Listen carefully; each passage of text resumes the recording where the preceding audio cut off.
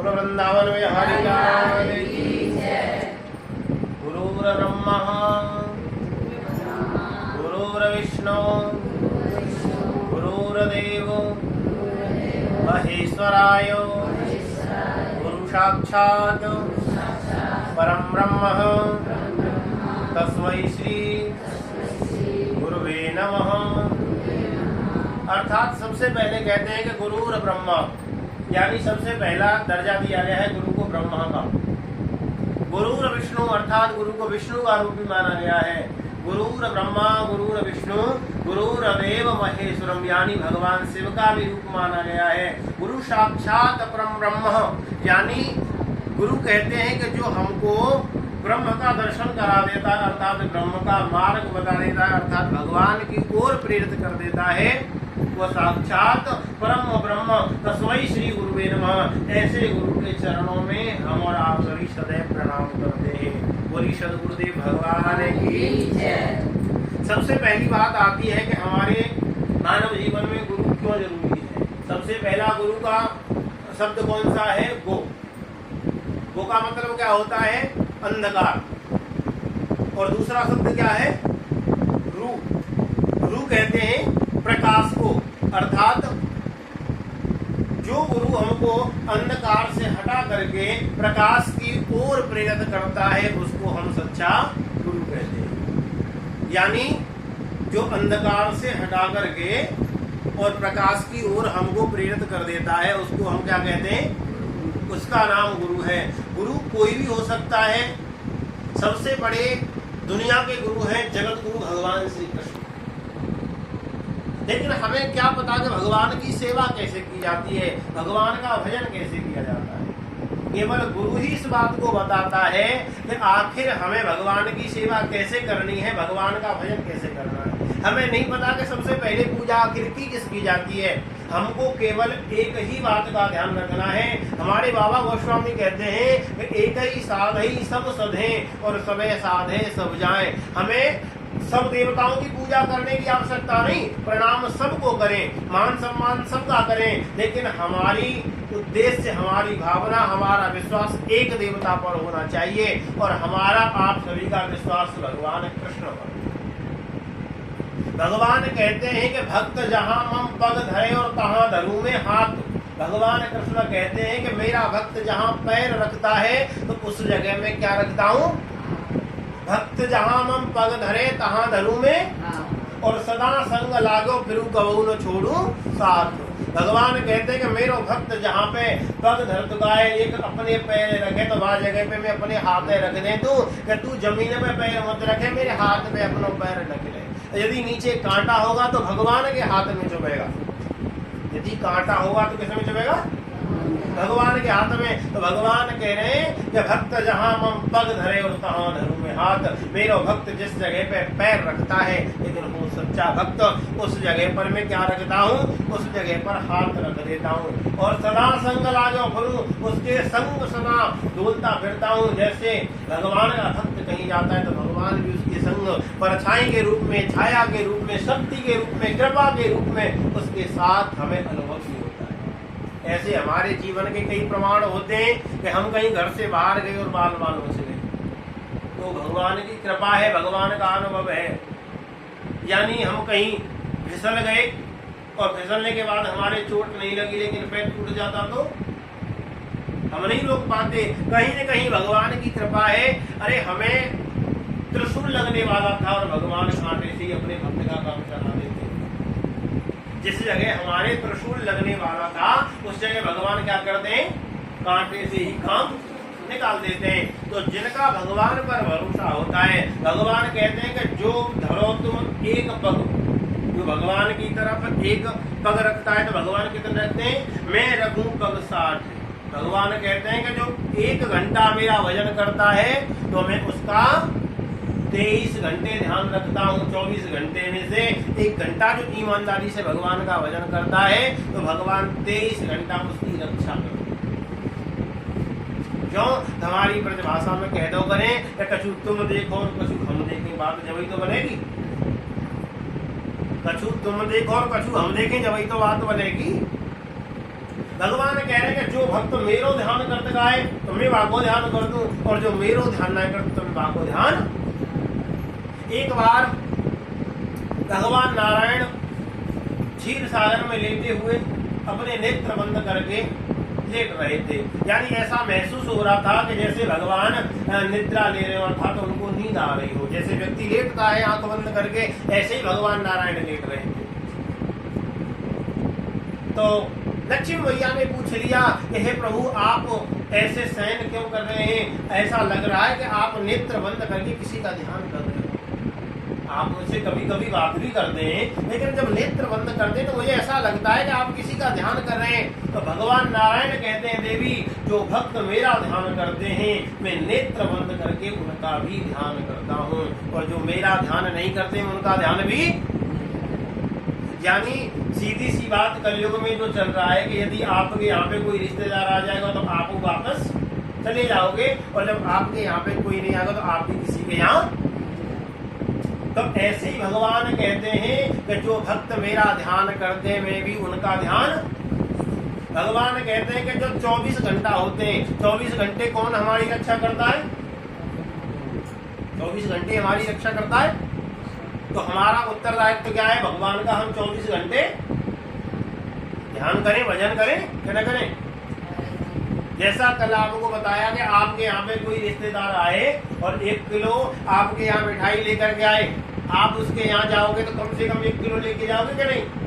चलो 1 किलो भी छोड़ो, आधी किलो तो कम से कम लेकर जाओगे। ले जानी चाहिए लेबर सार के नहीं? जब आधी किलो आप ले जाओगे तो रिश्तेदार खुश होगा, प्रसन्न होगा।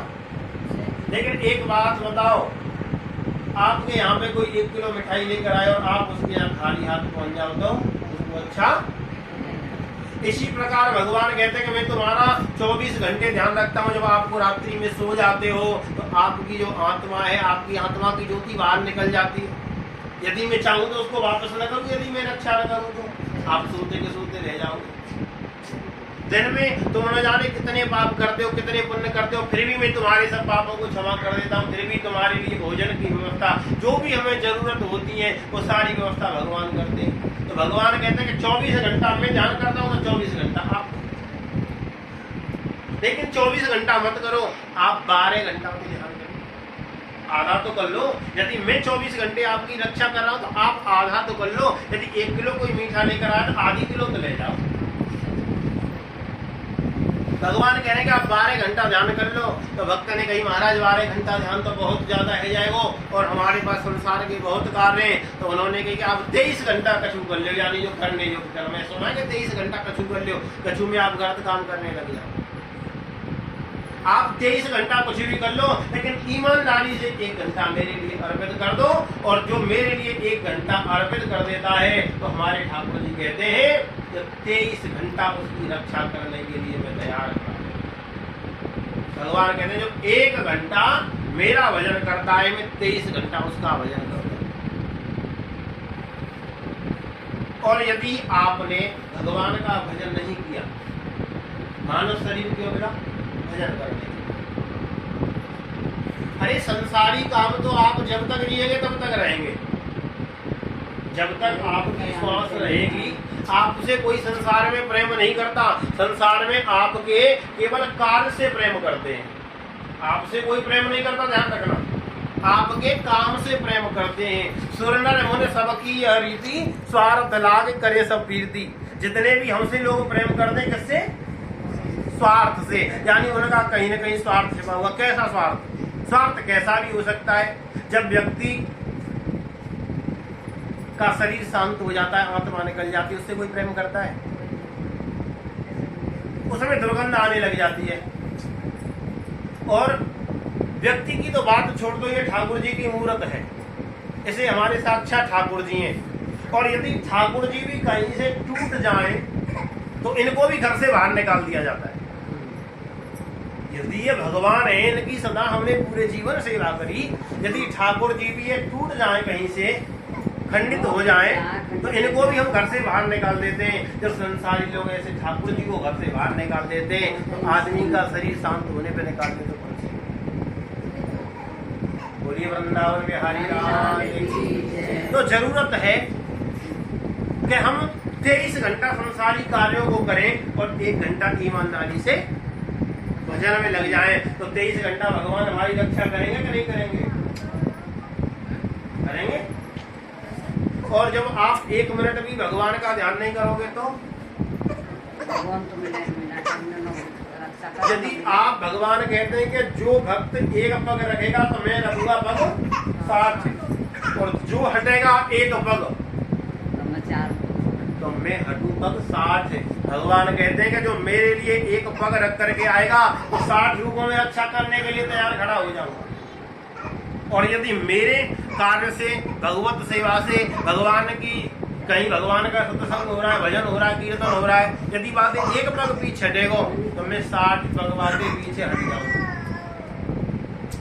तो ये हमें निश्चित करना है कि भगवान की ओर हमें बढ़ना है या भगवान की ओर से हटना है। अब आप ठाकुर जी की ज्यादातर सब लोग सेवा करते हैं, एक आध जो भक्त हैं जिनके यहाँ पे नहीं है, तो मैं कोशिश करूंगा कि जिनके यहाँ पे ठाकुर जी नहीं है, अभी देवशयन अवस्था में है, यानी देवता सब सो गए हैं, उसके बाद में जो भी हमसे दीक्षित है ठाकुर जी का भजन करते हैं वो सभी ठाकुर जी रहे, ज्यादा नहीं, थोड़ी सेवा करेंगे। भगवान कहते हैं गीता में कि पत्रम पुष्पम फलम तोयम यो में भक्त्या प्रयच्छति। भगवान कहते हैं कि न तो मुझे पैसा चाहिए, न मुझे कोई सोना चांदी चाहिए, पत्रम, पत्र किसका? पत्र कहते हैं पत्ता को, पत्र किसको कहते? पत्ता को। पत्रम, पत्ता किसका श्रेष्ठ है? सब पत्ताओं में। आप बताओ किसका श्रेष्ठ है पत्ता? किसका श्रेष्ठ है पत्ता? जो ठाकुर जी के भोग में आता है पत्ता सबसे, सबको पता है। भगवान कहते हैं पत्रम, पत्र किसका श्रेष्ठ है? पत्ता, यानी श्रेष्ठ किसका है? तो 1 क्विंटल भगवान को हम तुलसी चढ़ा दे, क्या ये प्रसन्न हो जाएंगे? विचार करने का विचार करने।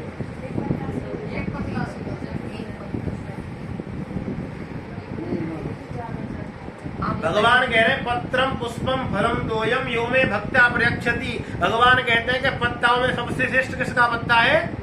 तुलसी का। यदि हम भगवान को 1 कुंटल तुलसी के पत्ते इतने चढ़ा देंगे ठाकुर जी का पत्तन में दब जाए तो क्या ठाकुर जी प्रसन्न रह जाएंगे? भगवान कहते हैं कि पत्ता एक, जिस पत्ते में 1 पत्ते में वजन होता है उतना तू हल्का होकर के और मेरे को अपने आप को अर्पण कर दे, मैं प्रसन्न हूँ।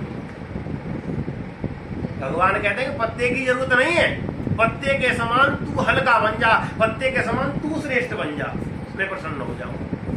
दूसरी बात आती है पत्रम पुष्पम, पुष्प किसका श्रेष्ठ?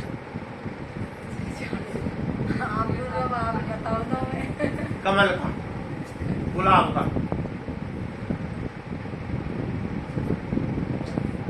तो भगवान को यदि 1000 गुलाब के अर्थात कमल के फूल चढ़ा दिए जाए तो प्रसन्न रह जाएंगे? प्रसन्न हो जाएंगे। भगवान कहते हैं कि जैसी गुलाब के में कमल के फूल में सुगंध आती है, ऐसे ही तेरे चरित्र से, तेरी वाणी से जिस दिन सुगंध आने लग जाएगी मैं प्रसन्न होगा। भगवान कहते हैं कि जैसी कमल के पुष्प से, जैसी गुलाब के फूल से सुगंध आती है, जैसा वो सुंदर होता है ऐसा ही तू सुंदर हो जाएगा, उस दिन मैं प्रसन्न होगा। फलम, बात आती है फल की। फल क्या है? फल किसका श्रेष्ठ है?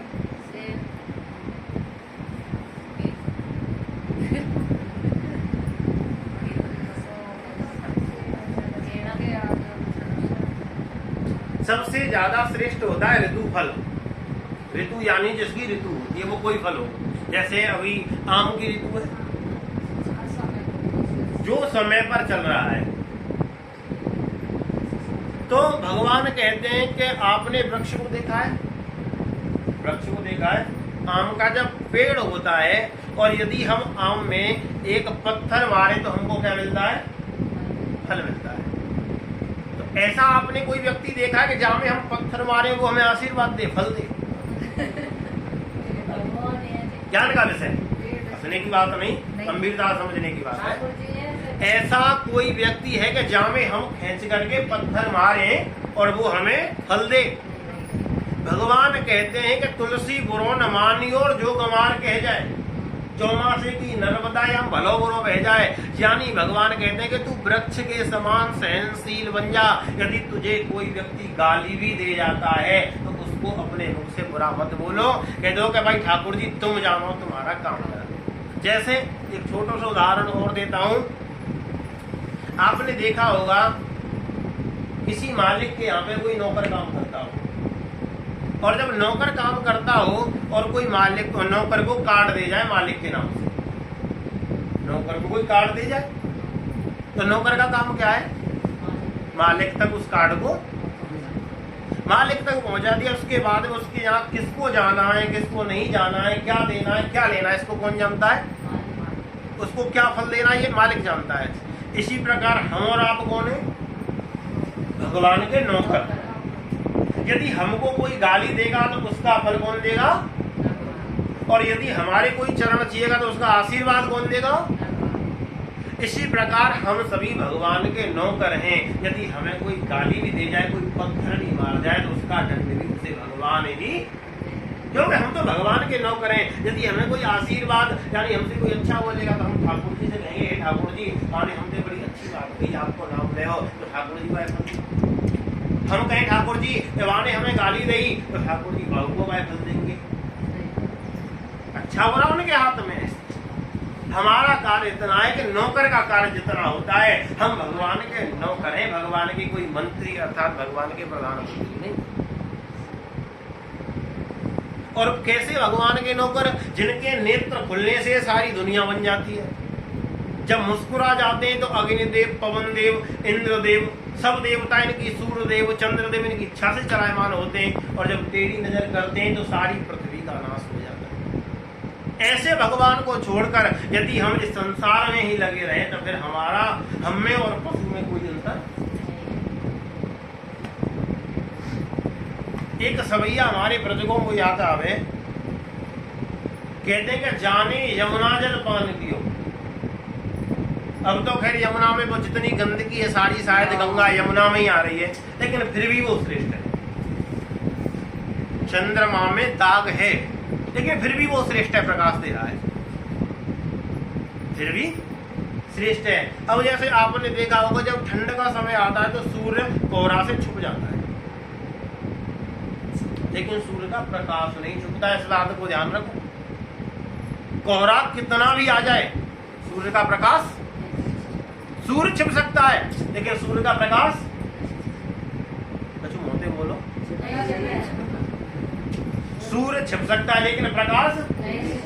ऐसे ही जो व्यक्ति भगवान का भजन करता है उसके लिए कोहरा रूपी दुख तो आ सकता है, लेकिन उसका जो अंत है, उसका जो प्रकाश है वो नहीं छुप सकता। जो उसको सुख है वो अवश्य मिलेगा। तो भगवान कहते हैं कि जाने यमुना जल पान कियो, यानी अर्थात पियो, प्रतिभाषा में बता रहा हूं, बाने अमृत पान कियो न कियो। जाने यमुना जल को पान कर लो अर्थात पी लो, तो माने अमृत पी लो तो ठीक है और ना पियो। जाने यमुना जल पान कियो माने अमृत पान कियो न कियो, और जाने या कृष्ण को नाम लियो माने और को नाम लियो न लियो। आपने यदि भगवान का कृष्ण का नाम ले लिया तो और देवता को नाम ले लो तो ठीक है और ना ले लो। जाने या कृष्ण को नाम लियो माने और को नाम लियो न लियो। और जाने वृंदावन धाम कियो माने और धाम किए न किए। जाने वृंदावन धाम जैसी पावन भूमि को दर्शन कर लो तो और धाम में चले जाओ तो ठीक है न गयो। जाने वृंदावन धाम कियो माने और धाम कियो न कियो। लेकिन जो मानव ना भजे बा कृष्ण को नाम तो माने मानव जन्म लियो न लियो। यदि मानव जन्म लेकर के भगवान कृष्ण का नाम नहीं बजता है तो मानव जन्म ले न ले बराबर है। जैसे यमुना जल और अमृत, कृष्ण को नाम और अन्य देवताओं का नाम, वृंदावन धाम और अन्य धाम, ऐसे ही मानव जन्म लियो न लियो। जो जिह्वान भजेवा कृष्ण को नाम बानी मानव जन्म लियो न। तो कहने का मतलब है भगवान कह रहे हैं कि पत्रम पुष्पम फलम तोयम यो में भक्त्या प्रयच्छति। भगवान कहते हैं कि तू ऐसा सहनशील बन जा, ऐसा फल के समान बन जा कि यदि तुझे कोई खा भी जाए तो खाने के बाद भी अपने प्रताप को नहीं भूलना है। यदि हम फल को खा लेते हैं तो भी वो कहीं न कहीं भूख बुझाने का काम करता है, कहीं न कहीं हमारा भला करता है, फल बुरा नहीं कर सकता।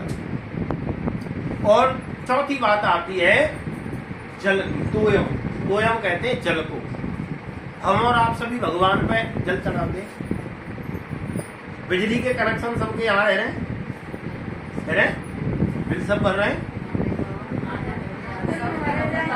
हंसने का वैसे नहीं, विषय गंभीर है।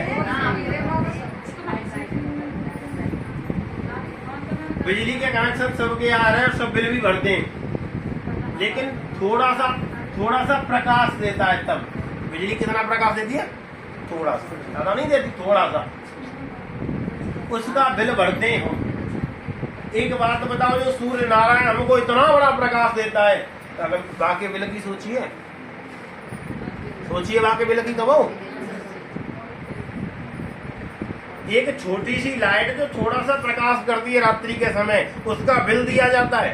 एक बल्ब जलाते हैं तो बिल दिया जाता है। और जो सूर्य सारी दुनिया को प्रकाशित करता है, जैसे हमारी सांस भी मिलती है, सब कुछ चलता है, ऐसा हमारा उत्तरदायित्व तो नहीं है कि 1 मिनट का समय निकाल करके 1 लोटा जल लेकर के हम भगवान सूर्य को दे दें? उसमें कोई खर्चा नहीं है आपका। और जब छोटे से बल्ब में जला रहे तो आपको बिल दे रहे हो पैसे, लेकिन यहाँ में तो आज से कौन कौन देंगे? जो देते हैं वो तो श्रेष्ठ है, लेकिन जो नहीं देते वो तो आज से देंगे, सब देंगे। जब कोई खर्चा तो आए, गुरु जी का जो लेते रहे। तो भगवान कह रहे हैं कि पत्रम पुष्पम फलम तोयम, यानी जो जल है, भगवान को जल से भगवान प्रसन्न होते हैं। तो भगवान कह रहे हैं कि यदि वो कोई 1 कुंटल जल चढ़ावेगा तो प्रसन्न नहीं जाऊंगा। भगवान कहते हैं कि तुम्हारे पास कैसा जल न होए तो मेरे सामने तुम बैठ जाओ, और मेरे सामने बैठ करके जो तुम्हारा दुख है, जो तुम्हारा कष्ट है, वह कष्ट याद करके मेरे सामने अपने नेत्र दो आंसू की बूंद मेरे लिए टपका दे, मैं प्रसन्न रह जाऊंगा और तुम्हारे दुख है। भगवान कह रहे हैं कि मेरे सामने केवल दो आंसू को जल टपका दो, वही तो प्रसन्न रह जाऊंगा और तुम्हारे टुकड़े समझ। लेकिन अपनो मान, चाहे तो मुझे बेटा बना लो, चाहे मुझे पति बना लो, चाहे मुझे स्वामी बना लो, चाहे मुझे गुरु का दर्जा दे दो, चाहे भगवान का दर्जा दे दो, चाहे अपने बेटा को दर्जा दे दो, चाहे अपने मित्र को दर्जा दे दो, चाहे अपनी सहेली को दर्जा दे दो, कोई दर्जा दे दो, लेकिन भगवान कह रहे हैं कि किसी भी मार्ग से आप मेरी शरण में आ जाओ, मैं तुम्हारा उद्धार करूंगा। जैसे अग्नि का काम जलाना होता है, ऐसे ही भगवान के नाम का प्रताप है कि वो हमारे पापों को जला करके भस्म कर देता है। बोलिए वृंदावन बिहारी लाल, राधा रानी सरकार की जय जय।